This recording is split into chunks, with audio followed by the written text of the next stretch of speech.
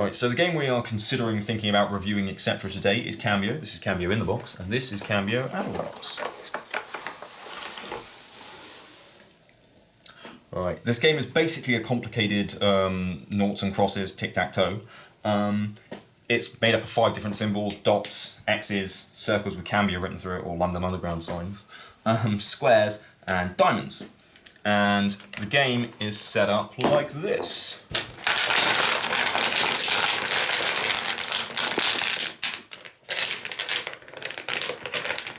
So the game starts with a 5x5 set of squares arranged as thus, and thus means randomly.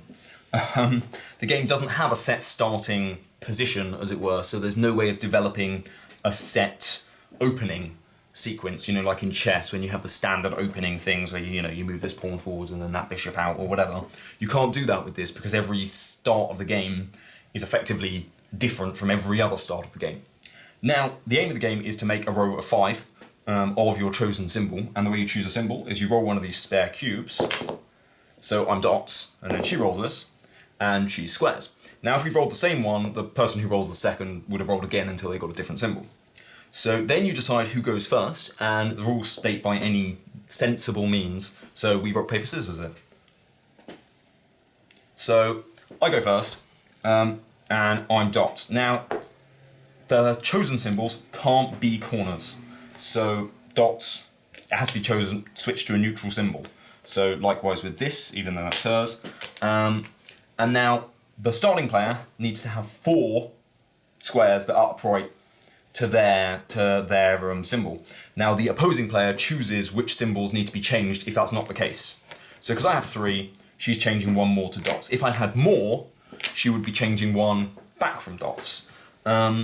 And you can't have more than 2 in a row. So this is fine, but say that one had also been a dot, one of those would have had to be changed to a neutral symbol. Now I do the same for her, but she needs to have 5 symbols that are hers, because she's playing second. It negates the first turn. It means that there's no unfair advantage by being the person who plays first. So she only has 2 that are squares. So I change that to a square, and this one to a square, and this one. Right, now I move first, and the way you move is you take one of the spare cubes and your symbol upright, you place it, but you place it by sliding a line along. So say I want to place one here, I pick this line up, move it out, and on the one on the end drops off. Now there are a few circumstances where you can't do this. If the other person's piece is at the end of the line, I couldn't, for example, place a piece here, because I can't move that off. Yeah, well, there. Now it looks like you can only do it here, here, and here. This isn't true. These are just for storing the spare 4 pieces. Any row or column can be shifted, likewise, unless it ends in the other person's piece. Now, if both ends of the row, say, for example, that was a square and that was a square, you can't move it. The other player, you can move your own pieces off, so I can move that one, but she can't move that one. So this is how we play the game, and we'll just show a quick demonstration, or a couple of demonstrations.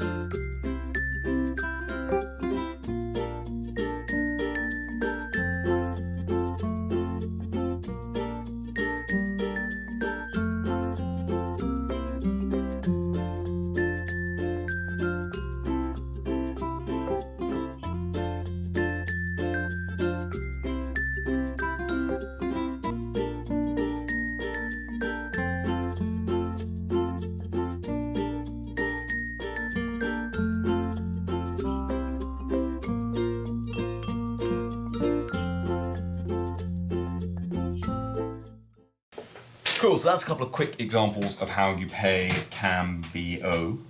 Although they weren't as quick as we thought, because it's quite a heavily thinking-based game. You want to stop and consider your options, what's locked in, what's locked out. You know, I mean, if you have all 4 corners, I mean, unless you remove yourself from the corners will never be taken from you. Although there are some times where it's beneficial to sort of shove yourself off a corner to make, you know, in the aid of making a line. So yeah, that's Cambio. What do you think of the game? I like it, but it hurts my brain a little bit. It's more complicated than Quarto, or maybe just because we played Quarto more. This is true. This game we've only learned today, so we don't have that much. I don't like that when you've got the black on white and you're both playing as black on white, it starts to look a bit weird.